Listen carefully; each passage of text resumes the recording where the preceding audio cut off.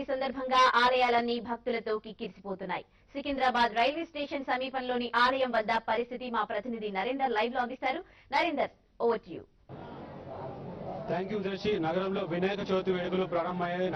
వాడవాడల వినాయక ప్రతిమ చేసి చిన్న పెద్ద తేడా లేకుండా వినాయక ప్రతిమలకు పూజ చేస్తున్నాం. అయితే మన ప్రజెంట్ సికింద్రాబాద్ వరసిద్ధి వినాయక ఆలయంలో ఇక్కడ వినాయక చవితి సంబరాలు అంబరాలని చెప్పుకోవచ్చు. ఇక్కడ భక్తులు పెద్ద ఎత్తున ఉదయం నుంచి బారులు తీరా తమ కోరికలు కోరుకుంటున్నారు. అయితే ఈ ఆలయానికి చాలా ప్రసిద్ధం చెప్పుకోవచ్చు. 1824 సంవత్సరంలో ఈ ఆలయాన్ని సైనిక అధికారులు అయితే బావిలో కనుగొని తెలుస్తుంది. ఆ తర్వాత ఇక్కడ పక్కన రైల్వే స్టేషన్ సిబ్బంది, రైల్వే అధికారులు కావచ్చు, ఈ ఆలయాన్ని బావి నుంచి విగ్రహాన్ని తీసిన తర్వాత ఇక్కడ ఆలయం నిర్మించారు. అయితే 1968 తర్వాత ఈ ఆలయం దేవాదాయ ధర్మాదాయ శాఖ కిందికి వచ్చిన తర్వాత ఈ ఆలయ అభివృద్ధి అనేది జరుగుతుంది. మనతో మాట్లాడడానికి ఆలయ చైర్మన్ గారు వస్తారు. చెప్పండి సార్, ఈ ఆలయం యొక్క ప్రాధాన్యత. ఈ ఆలయానికి ప్రాధాన్యత సికింద్రాబాద్ లో అతిపెద్ద ఆలయం ఇది, వినాయక ఆలయము. దీనికి 140 సంవత్సరాల చరిత్ర ఉన్నది. దీనికి ప్రతి సంవత్సరము భక్తులు ప్రతిసారి పెరుగుతూ పోతున్నారు. ఇప్పుడు ఉదయం నుంచి 5 గంటల నుంచి భక్తులు వస్తున్నారు.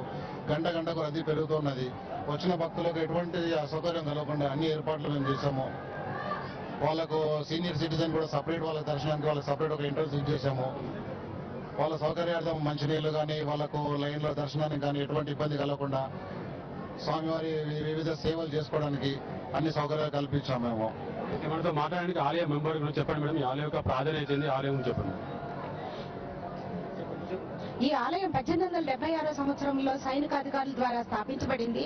ఈ స్వామి కుడి చేతి మోకాల మీద పెట్టుకొని ఉన్నటువంటి స్వామి కనుక ఈ స్వాముల వారంటే గణపతి స్వాములు అధినాయకుడు గణపతి కాబట్టి ముల్లోకాలు కూడాను, ప్రతి దేవ గణపతులు కూడా అందరూ కూడాను ఈ స్వామిని సేవించుతూ ఉంటారు. కాబట్టి చాలా ప్రాముఖ్యతతో ఈ రోజు ఉదయం నుండి కూడాను భక్తులు దరిదాపుగా 5 గంటల నుండి మొదలైన పూజా విశేషాలతో ఇప్పటి వరకు కూడాను 20,000 మంది భక్తులు సందర్శించుకున్నట్లుగా మా గణనాంశాలు.